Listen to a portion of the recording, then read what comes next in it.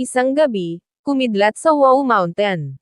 Nung gabing iyon, nagising si Limo, leader ng sekta ng Zuanchen at isang Immortal King, sa kanyang mahimbing na pagkakatulog sa loob ng kanyang kabaong. Di siya makapaniwala na nakaligtas siya sa pakikipaglaban sa mga halimaw na sumikop sa kontinente ng Xuanyan.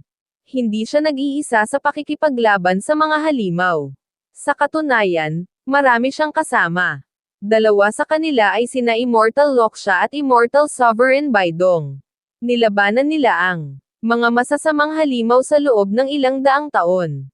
Habang nakikipaglaban si Limo sa mga halimaw, lubha siyang nasugatan. Para maligtas siya sa tiyak na kamatayan, nagsagawa sina Immortal Loksha at Immortal Sovereign Baidong ng isang ritual para ipagsama si Immortal King Limo sa core ng kontinente ng Xuanyan. Pagkatapos nito ay isinilid siya sa isang kabaong at tinapon sa kailalim-laliman ng Wow Mountain. Hindi moari ni Immortal King Limo kung ilang taon siyang mahimbing na natulog sa kabaong. Ngunit sa kanyang paggising, binuksan niya ang isang pintuang bato at nasiyahan sa kanyang mga nakita. Sa wakas, bunga ng pagkapuksa ng mga malalakas na mga halimaw, naging payapa, maaliwalas, at likas sa spiritual na enerhiya ang kontinente ng Xuanyan. Habang nilalanghap ni Limo ang malinis na hangin ng bundok, naisip niya na marahil, sina Loksha at Baidong ay naging mga Immortal King na rin katulad niya. May nakitang mahabang hagdan paakyat ng bundok si Limo. May isang grupo ng mga kabataan, kasama ang isang tour guide na gumagabay sa kanila, na umaakyat ng hagdang iyon. Wika ng tour guide na sa dakong iyon ng Wow Mountain, may namamahay na isang Immortal Master. Ang Immortal Master na iyon di umano ay isang bangkay na, at kung sino man ang makahanap sa kanya ay magkakaroon ng espesyal na pagkakaibigan sa kanya. Yumangal ang isa sa mga kabataang umaakyat ng Wow Mountain sa sobrang pagod, kaya napagdesisyonan ng lahat na magpahinga muna. Nang napansin ni Limo na walang chi cultivator ni isa sa kanila at mabilis mapagod ang mga kabataan sa modernong panahon, ay nadismaya siya ng husto. May isang batang biglang sumigaw. May nakita siyang isang lalaki, si Ling Fang, na may balak na tumalon sa isang bangin. Si Ling Fang ay 19 na taong gulang pa lang at isang freshman sa Lujing University. Sa pagmumukha niya ay mukhang nawalan na siya ng pag-asa. Nagtulungan ang mga kabataang kumbansihin si Ling Fang na magbangong isip at huwag tumalon sa bangin. Ngunit hindi kumbinsido ang isang kasama nila na seryoso si Ling Fang sa kanyang balak. Ngunit seryoso pala si Ling Fang sa kanyang balak, at tumalon siya. Nasaksihan lahat ito ni Limo at siya ay nagbuntong hininga. Alam niya na ang sinumang nagpapatiwakal ay hindi ma-reincarnate.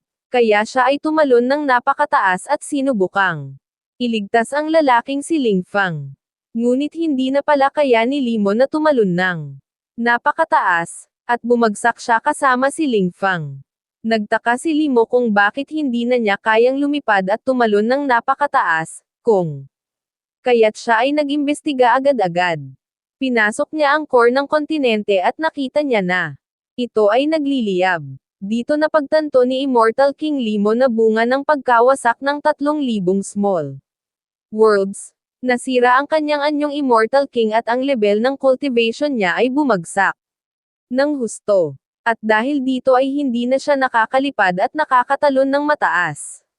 Gusto niya sanang gamitin ang enerhiya ng core ng kontinente, ngunit ito ay masyadong mapanganib para sa buong mundo. Kung kaya't bumalik siya sa mundong ibabaw at dinala ang katawan ni Ling Fang sa isang kubo malayo sa pinangyarihan ng kanyang tangkang pagpapatiwakal. Dito naisip ni Limo na baka sila ay itinadhanang magkita. Ngunit sa ngayon, hindi pa kaya ni Limo na buhayin muli si Ling Fang.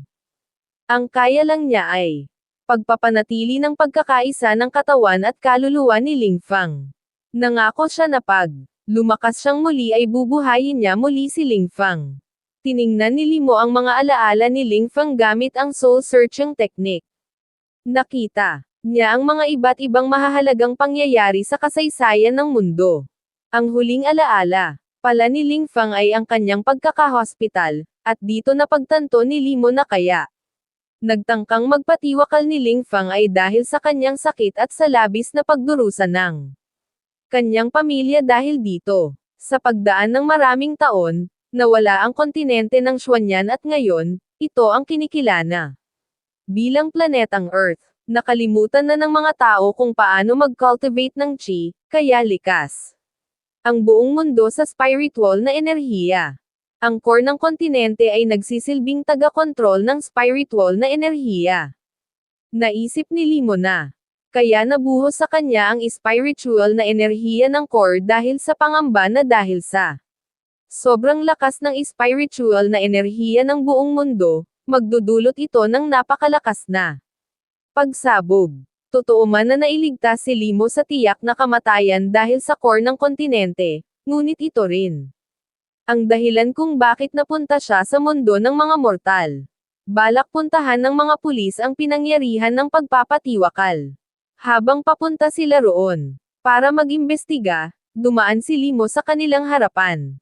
Hindi sila makapaniwalang walang nangyari sa kanya.